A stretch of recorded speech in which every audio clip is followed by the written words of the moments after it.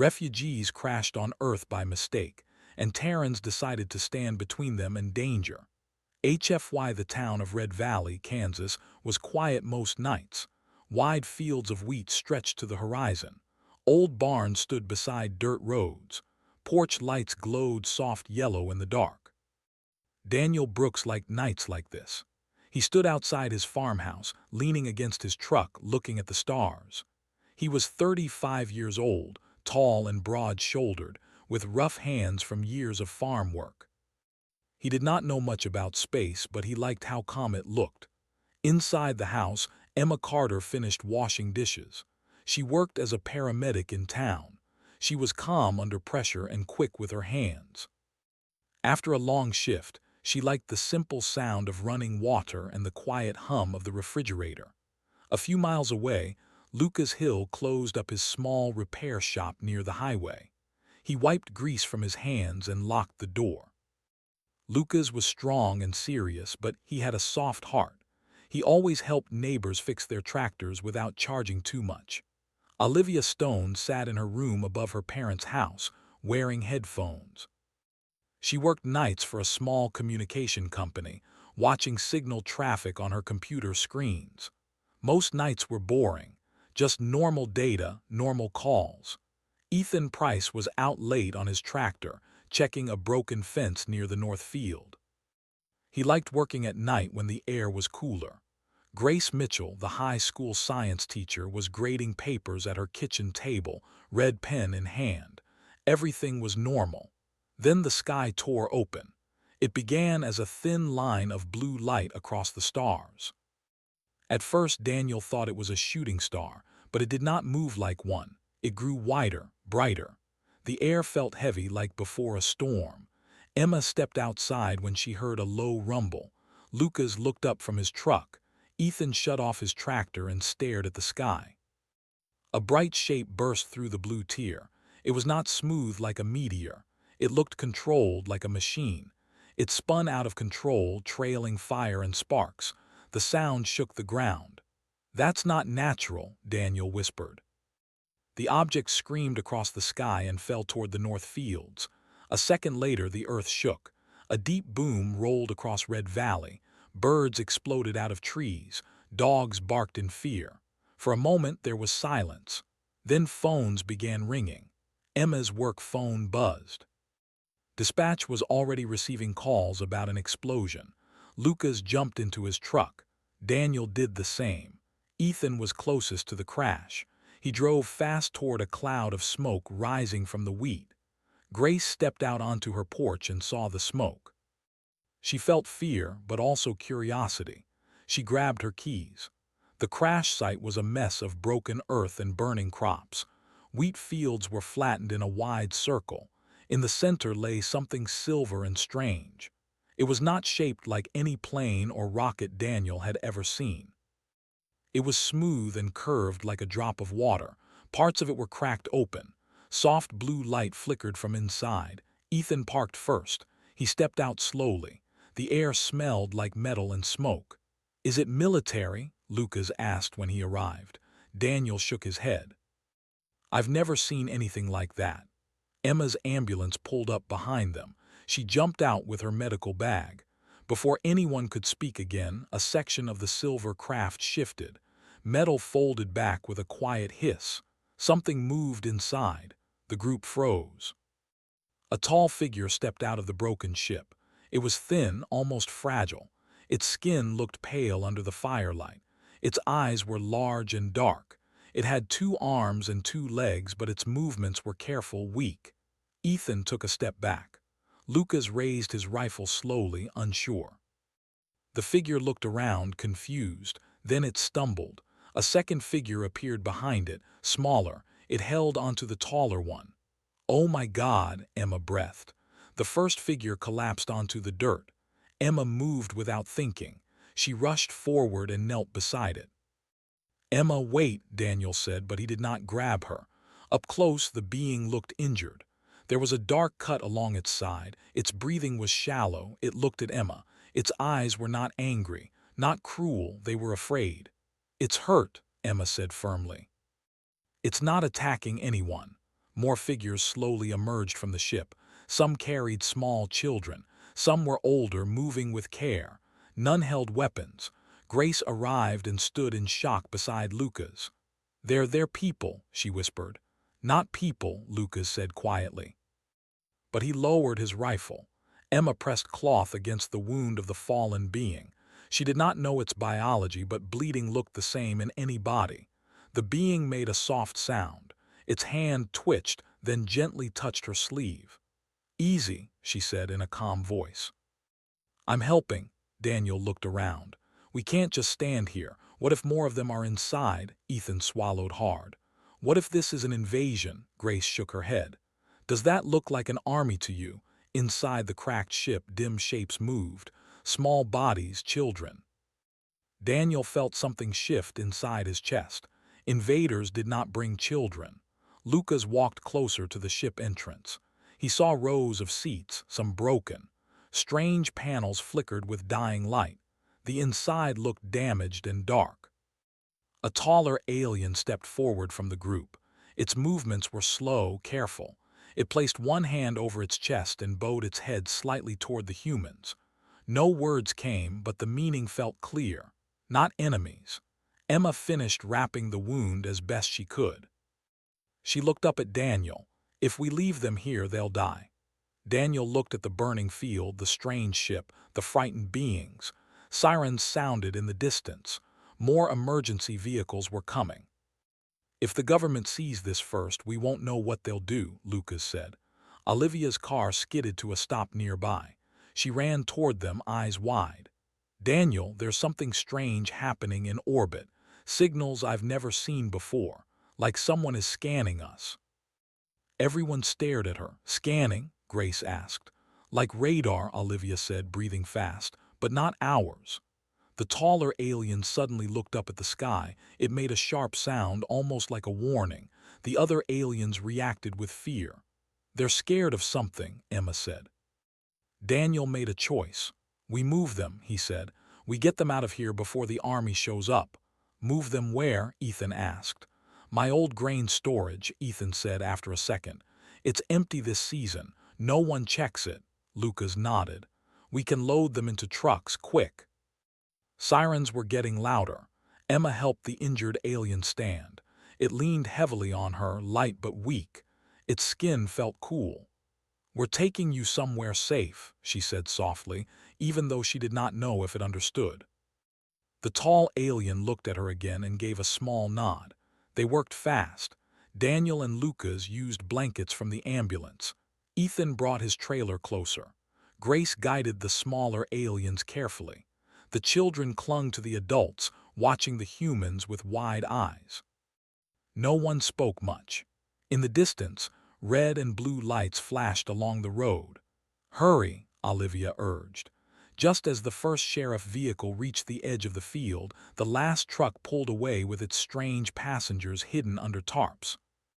The sheriff stopped near the burning wreckage. He stared at the silver craft in shock. But by then, the refugees were gone. The convoy drove down dark back roads toward Ethan's storage building. It was large, metal, and rarely used, perfect for hiding something impossible. Inside, they laid out blankets and water. Emma checked wounds again. Most injuries were minor, cuts, bruises, exhaustion. The taller alien stepped forward once more. It pointed to itself. "Kaylee's," it said slowly. The word was soft but clear. Grace repeated it carefully. "Kaylee's," the alien nodded. It then pointed gently at Emma. "Emma," she said, touching her chest. Kaylee's repeated it, voice uneven. "Emma." A small child alien peeked out from behind another adult. Daniel crouched down slowly, careful not to scare it. "You're safe," he said quietly. The child did not understand the words, but it seemed to understand his tone. Outside, the night was no longer calm. Helicopters could be heard in the far distance. News would spread by morning. Questions would come. Inside the storage building, humans and aliens faced each other under dim lights.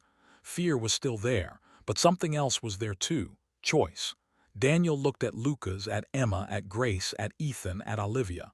"We can still walk away," he said quietly. No one moved. Emma shook her head.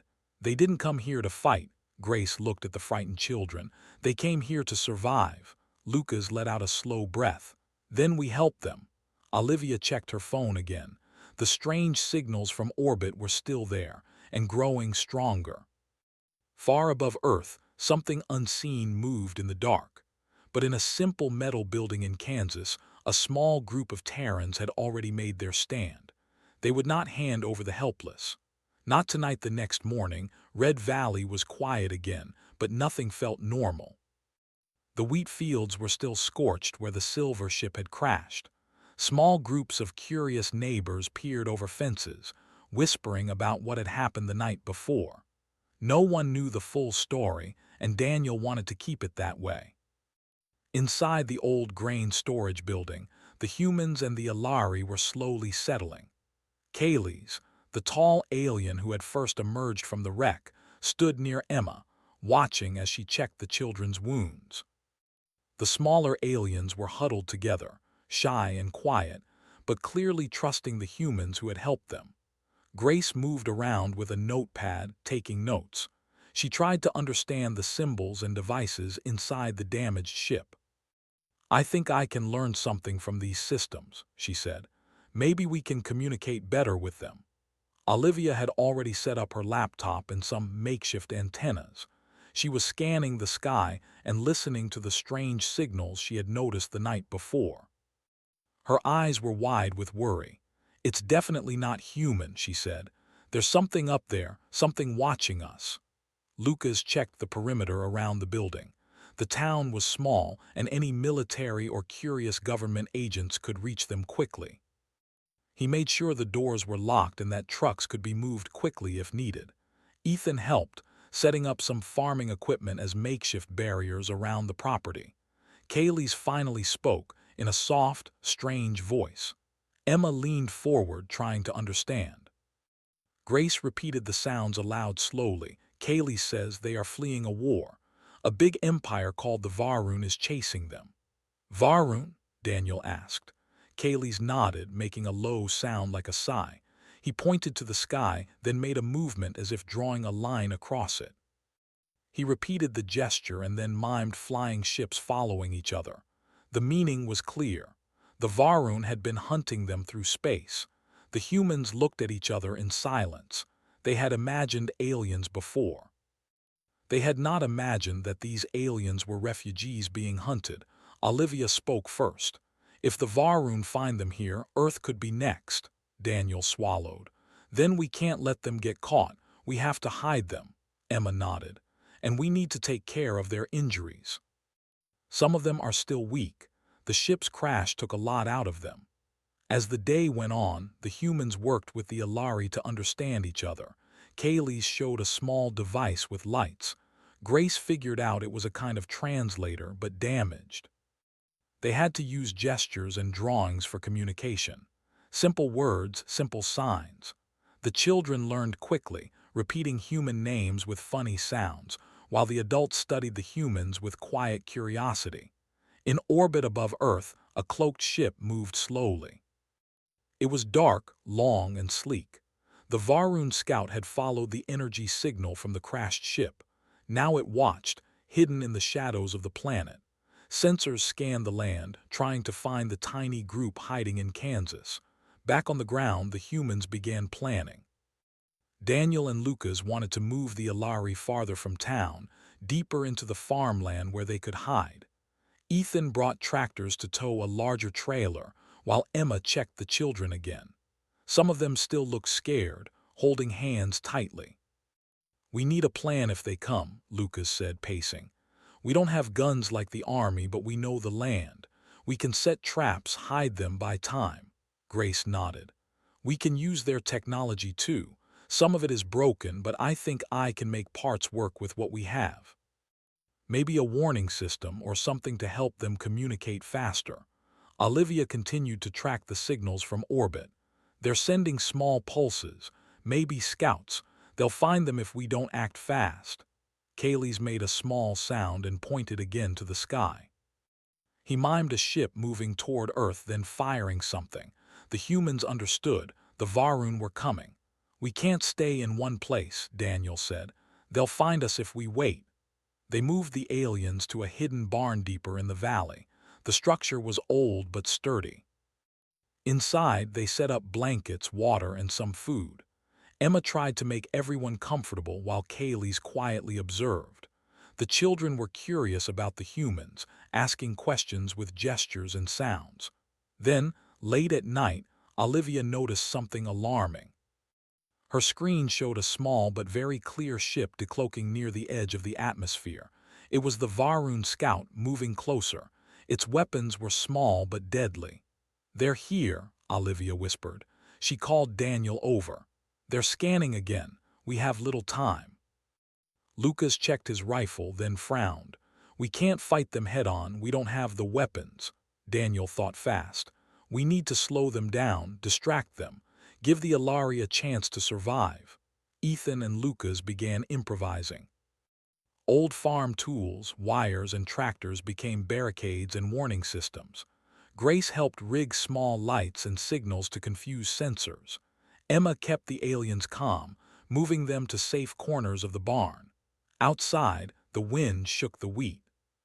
The night was cold, and the sound of the scouts' engines hummed faintly above. Every human and alien waited tense. Suddenly, a group of armored Varun soldiers descended near the town. They moved silently but with deadly purpose. The humans could hear their footsteps and the low hum of their weapons. Lucas whispered, "Get ready. We can't let them see the aliens." Daniel and Ethan set up a small trap. They rolled bales of hay down a slope to create noise and movement, hoping to draw attention away from the barn. It worked for a moment. The Varun soldiers paused, confused by the noise. Emma stepped out briefly, holding a torch to create light in a controlled direction, drawing the soldiers toward the wrong spot. Kaylee's watched, understanding the human tactics immediately. He mimed a sound, trying to warn them, but Emma waved and gave him a thumbs up. They were learning from each other. Olivia worked fast with her laptop, sending a jamming pulse using a repaired part of the Alari device.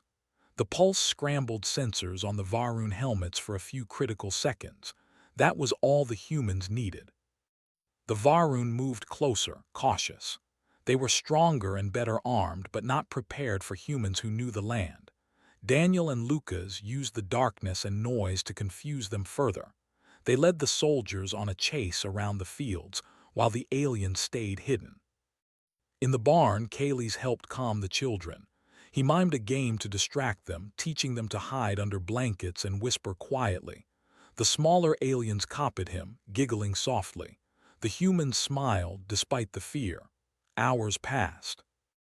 The Varun scouts eventually withdrew to orbit, but their presence left the humans and aliens exhausted. They knew it was only a temporary reprieve. Emma looked at Kaylee's. "You're safe for now, but we can't keep you here forever.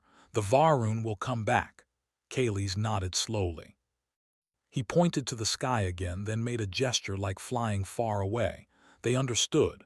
He wanted to leave to survive, but he couldn't. Not yet. Grace examined the broken devices from the ship. "If we can repair these, we might be able to signal somewhere. Maybe other Alari ships, maybe even warn Earth if something bigger comes." Olivia nodded. "I'll help. We can combine their tech with ours. Maybe we can detect Varun ships earlier next time." Daniel and Lucas looked out over the fields. The town was quiet again, but they knew it could not stay peaceful for long. The Varun would come back bigger and stronger. Ethan spoke quietly. "We're just farmers and teachers. How can we stand against that?" Emma put a hand on his shoulder. "We do what we must. We protect the helpless. That's enough." The night stretched long. Humans and aliens huddled together in the barn, learning each other's ways, sharing small comforts and making plans. They used what little technology they had, the knowledge of the land and their courage to survive. And far above, in the cold darkness of space, the Varun scouts reported back. They had found signs of the refugees, and Earth's humans had interfered. The Empire would come. But the small group in Kansas was ready to stand in the way. They did not have weapons of war like the Varun. They had something else: determination, courage, and a choice to protect those who could not protect themselves. For now, that was enough. The night ended with soft lights inside the barn. Children slept in blankets, aliens huddled close, humans kept watch. The first battle was over, but the war was only beginning. Daniel whispered to Lucas, "They came here by mistake. We won't let them pay with their lives."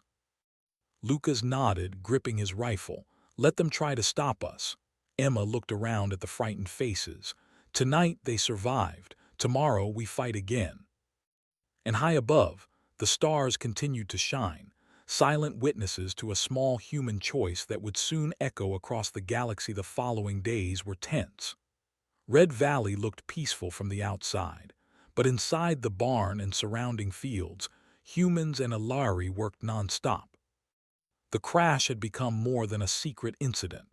Now it was a test of survival. Daniel, Lucas, Emma, Grace, Ethan, and Olivia met every morning to plan. Kaylee's and other Alari communicated as best as they could through gestures, sounds, and partially repaired devices. The humans learned quickly. Simple words like safe, hide, move, and danger became shared language. The children repeated these words eagerly, helping the adults remember. Olivia continued monitoring the skies. The Varun scouts were back, cloaked ships moving silently above. She noticed that their signals were stronger now. "They're not just looking," she said. "They're preparing." Daniel clenched his jaw. "We can't let them find the barn. If they do, they'll take the Alari, and Earth will face the Varun next." Grace suggested using the wheat fields for camouflage. "We can cover the barn with nets, wires, and old tarps," she said. "We can even create fake paths to confuse them if they land." Ethan and Lucas began digging small trenches and making false tracks through the fields. They set up alarms using bells and wires from old tractors. Every noise could warn them of intruders. The humans had no modern weapons to match the Varun, but they had the land, simple technology, and clever thinking. Kaylee's communicated that other Alari ships might be nearby. Their energy signals were weak, but possibly detectable. If they could repair parts of the crashed ship, they could send a message and maybe bring reinforcements. Emma worked with Kaylee's on medical care. She used bandages, water, and careful touch to treat injuries and prevent infections. The Alari skin healed differently, but simple human care helped. The humans began to trust the aliens completely. Trust and cooperation became their strongest shield. One night, Emma noticed something alarming. A streak of light flashed across the sky too large for a satellite. Olivia confirmed it. A Varun ship had entered orbit. It was bigger than the Scout. Its presence made the humans and Alari tense. This was no small reconnaissance mission. Lucas whispered, "They're coming to take them." Daniel shook his head. "We'll stop them if we have to. We can't give up now." The humans and Alari prepared. They moved the children and elders deeper into hidden areas around the barn. Blankets, old machinery, and stacked crates created small shelters. Kaylee's instructed the Alari to stay silent. Any noise could give them away. Grace and Olivia worked on technology. Using parts from the damaged ship and old radio equipment, they built a small communication device. It could send short signals to detect approaching ships and warn them in advance. Simple, but it worked. Hours later, the first Varun strike force landed near the edges of the town. They were small groups of armored soldiers, careful and deadly. Daniel, Lucas, and Ethan watched from hiding spots, waiting. They could not attack head-on. Instead, they relied on traps and distraction. Ethan triggered small alarms and moved metal sheets to make noise in one direction. Lucas and Daniel set fire to small piles of straw, creating smoke and light to mislead the Varun. The aliens stayed hidden, watching the humans' actions with wide eyes. Emma kept a close eye on the children. She whispered words of reassurance even though she was scared herself. "We're safe," she said. "We'll get through this." The Varun soldiers were confused. They moved slowly, trying to detect any hiding refugees. The humans' tactics worked. The soldiers followed false trails, tripped over wires, and avoided the barn itself. Kaylee's helped guide the hiding aliens. Simple gestures, pointing, and quiet sounds allowed the group to move without being noticed. The children learned to stay calm and still, hiding under blankets and inside crates. As the night wore on, the Varun forces retreated temporarily, signaling back to their orbiting ship. They had not found the refugees, but they knew humans were interfering. The Empire would not forget. Inside the barn, humans and Alari took a moment to breathe. Kaylee's bowed slightly to Daniel and Emma, a gesture of gratitude. The children peeked out and smiled faintly, trusting the humans who protected them. Lucas looked at the stars and muttered, "They'll be back, bigger, stronger, with more soldiers." Emma nodded. "We'll be ready, we have to be, for them and for Earth." Grace checked the partially repaired devices from the crashed ship. "If we can get more power to these systems, we might send signals to other Alari ships. Maybe reinforcements can come," Olivia added, "and we can monitor the skies better. Maybe we can warn Earth in time if they come for the planet itself." Days passed. Humans and aliens learned from each other. The Alari taught simple ways to make defensive systems more efficient. Humans taught them about the land and camouflage. They worked together, building trust and friendship. Then the warning came. Olivia's device detected multiple large ships in orbit. The Varun were returning in force. They had recognized resistance and were preparing for a full-scale strike. Daniel gathered the group. "They'll be here soon. We don't have weapons like theirs, but we have our minds, our courage, and each other. We fight smart, not strong." Lucas nodded, loading his rifle. Ethan checked the makeshift traps one last time. Emma helped the children hide, whispering, "Stay quiet, stay calm." Grace coordinated with Kaylee's to manage the repaired devices. Simple energy pulses could confuse sensors and give humans an advantage. The Alari children watched in fascination as humans and adults worked together to prepare. Night fell. The first Varun fleet entered orbit openly this time. Humans could see them through telescopes and binoculars. The ships were massive, sleek, armed with deadly weapons. Earth seemed small under their shadow. "They think we are weak," Daniel said. "They are wrong." The Varun began scanning the land below. The humans held their breath. Then Olivia activated the jamming pulse from the repaired Alari device. Sensors on some ships failed temporarily. This was all the humans needed. Fires, smoke, and alarms around the fields misled the Varun soldiers on the ground. They stumbled into traps and false tracks. The humans avoided direct combat but slowed the enemy. Every second counted. Kaylee's observed, nodding. He understood humans better now. Their creativity, their courage, their determination, these were weapons stronger than steel. As the night passed, the humans and Alari survived.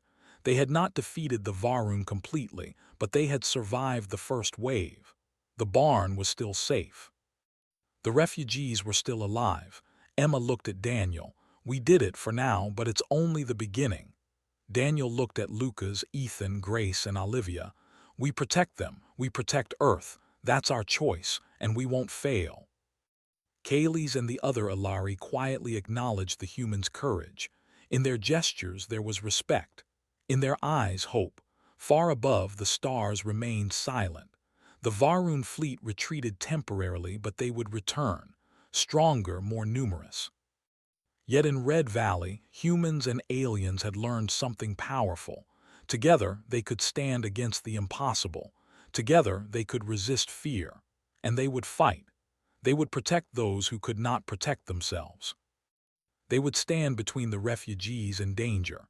And for the first time, Kaylee's felt that maybe survival was possible, not just for the Alari, but for all of them. The night ended with quiet in the barn. Children slept peacefully. Humans kept watch. The first test was over. But the war for Earth's future had only begun.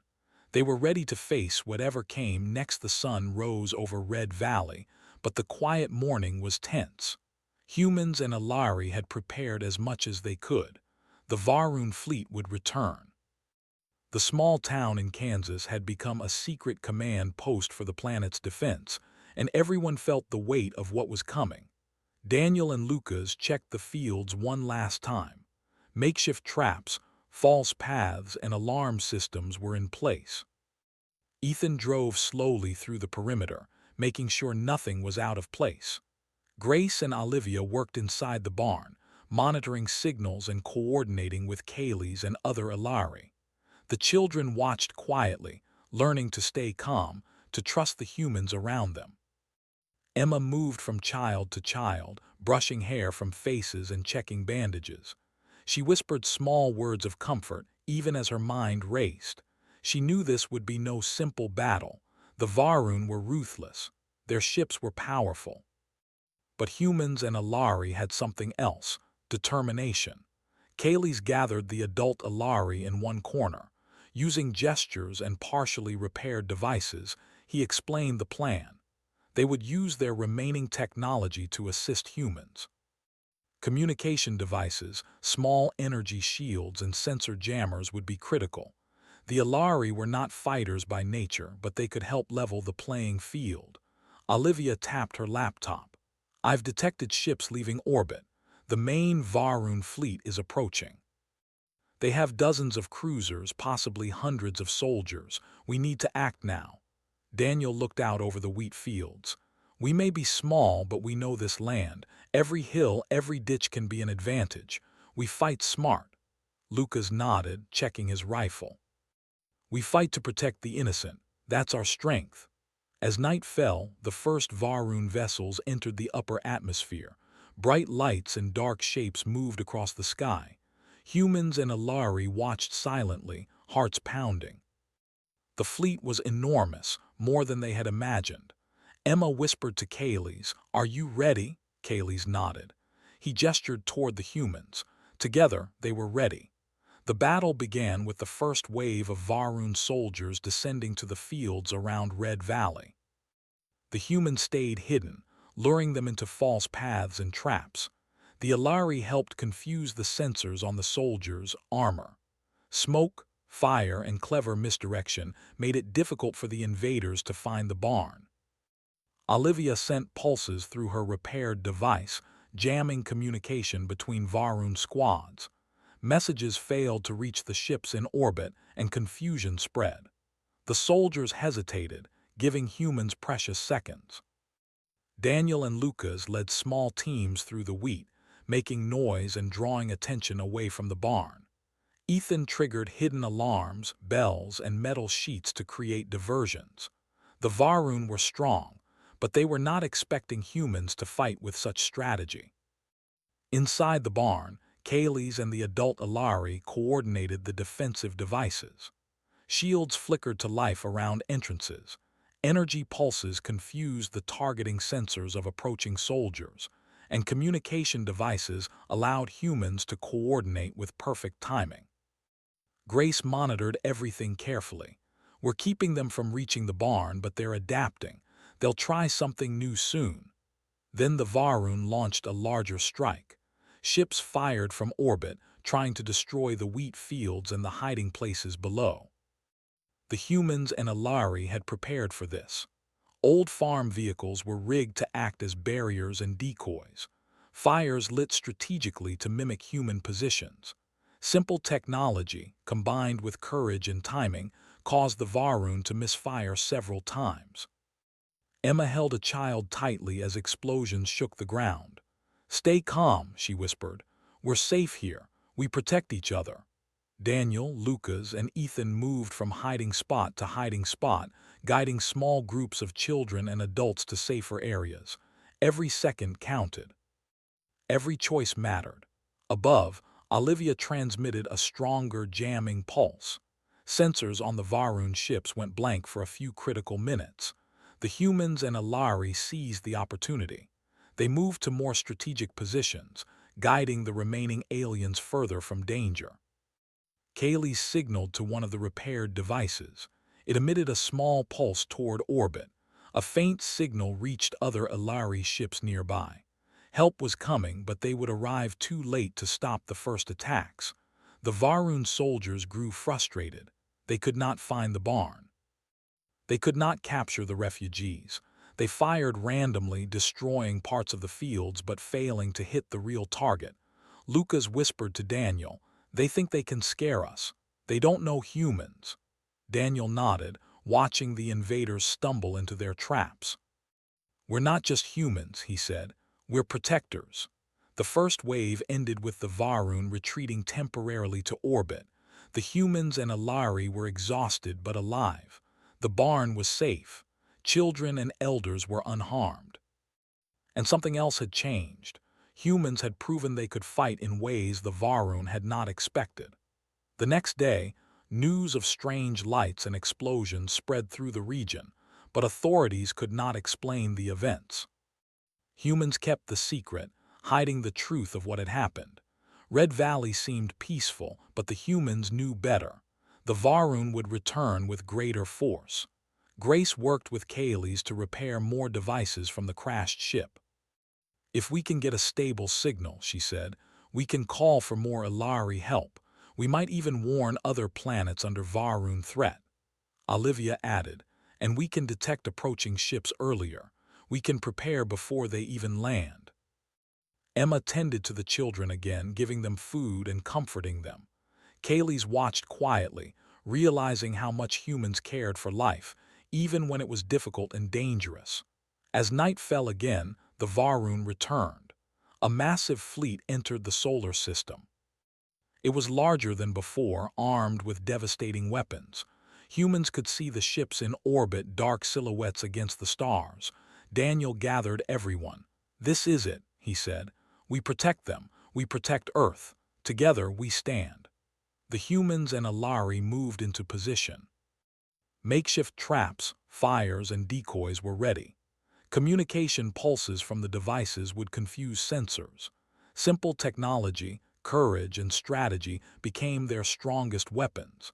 As the first Varun ships began firing, the humans and Ilari acted in perfect coordination. Smoke and fire misled targeting systems. Alarms and decoys drew soldiers away from the barn. Pulses from Olivia's device scrambled sensors. The Ilari devices provided shields for critical positions. Every small advantage counted. Kaylee's guided the children and elders through hidden passages, keeping them safe. They watched as humans ran through the fields, guiding soldiers into traps and confusion. The wheat swayed under fire and explosions, but the barn remained untouched. Daniel and Lucas led the final diversion, drawing the remaining soldiers into a false path. Ethan triggered traps at the right moment. The soldiers fell into pits, tangled in wires, or were forced to retreat. Above, the Varun fleet was disoriented by the combined human and Ilari actions. Olivia sent a strong pulse to orbit, disrupting the flagship's shields. The humans and Ilari fired small, improvised weapons, hitting critical points. The flagship faltered and the rest of the fleet became chaotic. Orders were ignored, confusion spread, and the Varun began retreating in disorder. Inside the barn, humans and Ilari watched the night sky. The battle was over. The invaders had been stopped, at least for now. Children hugged each other, smiling despite the fear they had felt. The adults breathed heavily, exhausted but victorious. Emma turned to Daniel. "We did it," she said softly. "They survived. Earth survived." Daniel looked at Lucas, Ethan, Grace, Olivia, and Kaylee's. "We protected them. We stood between them and danger, and we will do it again if we must." Kaylee's bowed slightly to the humans, a gesture of deep respect and gratitude. The Ilari had learned that humans could be fierce, clever, and compassionate all at once. Trust had been built. A bond was formed. The next morning, Red Valley returned to its quiet state. The fields were scarred, but the barn stood firm. Humans and Ilari began repairing and preparing, knowing more battles could come. But they also knew something else. They had proven they could resist the strongest enemies, not with brute strength, but with courage, cleverness, and unity. News spread across the planet quietly. Humanity had faced the impossible and survived. Red Valley became a symbol of courage, of standing for the helpless, and of refusing to surrender to fear. Kaylee's gathered the children and adults. Using gestures and simple words, he pointed to the sky. He mimed flight, safety, and protection. The humans understood. Together, they had not only protected the Alari, they had protected the future. Daniel stood in the fields where the silver ship had first crashed. He looked at the barn, the wheat swaying in the wind, and the small group of humans and aliens working together. Children laughed quietly as they played, humans teaching, aliens mimicking, learning. Emma joined him. "They came here by mistake," she said, "and we stood in their way to protect them. That choice changed everything." Daniel nodded. "Yes. We were ready to face the stars, not as conquerors, but as guardians. And now nothing will be the same." Grace, Lucas, Ethan, and Olivia joined them. Kaylee's approached last, bowing slightly. Together, humans and Alari looked up at the sky, knowing danger would come again. But for the first time, they knew they could face it. Earth had chosen to protect the helpless. Humanity had chosen to stand between refugees and danger, and that choice would echo through the galaxy forever. The stars above Red Valley shone silently, watching over the humans and the Alari who had found safety, courage, and hope. And in that quiet, simple town, a new chapter for the planet and for the galaxy had begun.